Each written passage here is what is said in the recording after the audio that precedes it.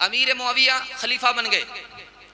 इमाम हसन से पूछा कि मैं खलीफा हूं, मेरे ऊपर फर्ज क्या है? कि आपके ऊपर 3 फर्ज है। पहला फर्ज ये है कि आप अपने दिल में खौफे खुदा रखिए, जाहिर में भी बातिन में भी, अंदर बाहर दोनों आपके दिल में खौफे खुदा होना चाहिए। तो अमीर मुआविया ने कहा मुबारक। का दूसरा फर्ज बताइए। कहा आपको खुशी हो या गुस्सा हो, हर हाल में आपको इंसाफ करना चाहिए। का मुबारक। का तीसरा फर्ज बताइए। का चाहे आप अमीर हो चाहे आप गरीब हो, हर हाल में आपको सीमा के अंदर रहना चाहिए, सीमा से बाहर नहीं निकलना चाहिए। इमाम हसन से अमीर मुआविया ने पूछा ये बताइए कि बहादुरी क्या है? कि बहादुरी ये है कि पड़ोसी की मदद करो, पड़ोसी की तरफदारी करो, पड़ोसी को तन्हा मत छोड़ो, ये सबसे बड़ा बहादुर है, ये सबसे बड़ी बहादुरी है। कहा हुजूर ये बताइए करम किसका नाम है? कहा कि मांगने से पहले भिखारी को दे दो, इसी का नाम करम है। का मुरव्वत बताइए। का मालदार जब हो जाओ तो मालो दौलत के बलबोते नाफरमान मत बन जाना, ये मुरव्वत है। का मुबारक हो, मेरा मसला हल हो। एक बात और सुनिए। इमाम हसन से पूछा, कितने बड़े आलिम थे, सवाल पूछा कि सबसे अच्छी जिंदगी क्या है, सबसे बुरी जिंदगी क्या है?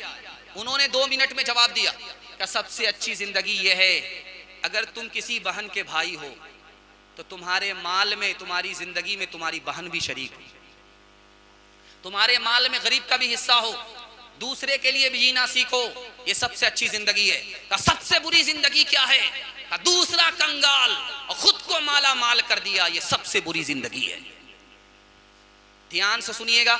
एक बात है, सीने पर हाथ रख करके आपसे अगर सवाल करूं या आप मुझसे सवाल करेंगे तो जवाब एक ही होगा कि हम लोगों को मौत से डर लगता है।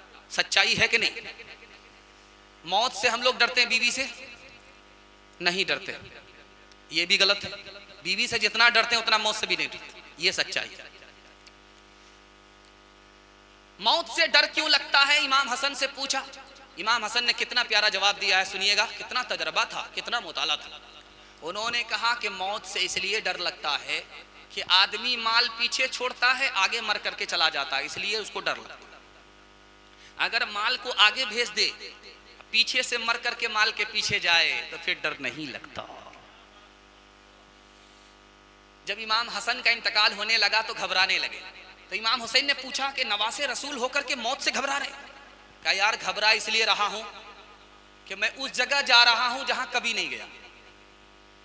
घबरा इसलिए रहा हूं कि आज तक जिसको नहीं देखा उसको अपनी आंख से देख रहा हूं, फरिश्ता को देख रहा हूं, इसलिए घबरा रहा हूं। एक मिसाल है, पैगाम खत्म कर रहा हूं इमाम हसन के हवाले से। तारीख आ रही है, बाग में देखा कि एक गुलाम रोटी खा रहा है, बगल में कुत्ता बैठा हुआ है।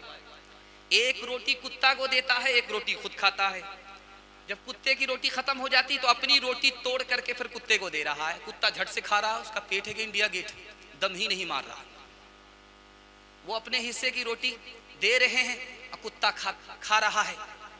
इस इशार को देखने के बाद इमाम हसन पानी पानी हो गए, इतने मुतासिर हुए कि उस गुलाम से कहा कि तुम 1 मिनट के लिए यहीं ठहरो, मैं जब तक आ नहीं जाऊं तुम यहां से हिलना नहीं। इमाम हसन ने पूछा कि ये बाग किसका है? नाम पता कर लिया।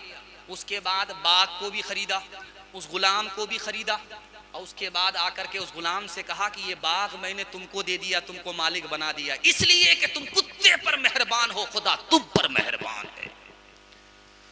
वो अजब लोग थे, जाने क्या लोग थे, वो अजब लोग थे, जाने क्या लोग थे, जिंदगी छोड़ दी बंदगी के लिए।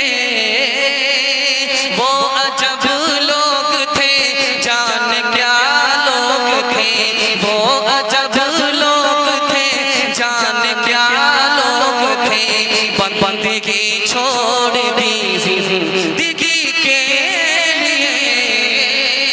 वो अजब लोग थे, जाने क्या लोग थे, बंदगी छोड़ दी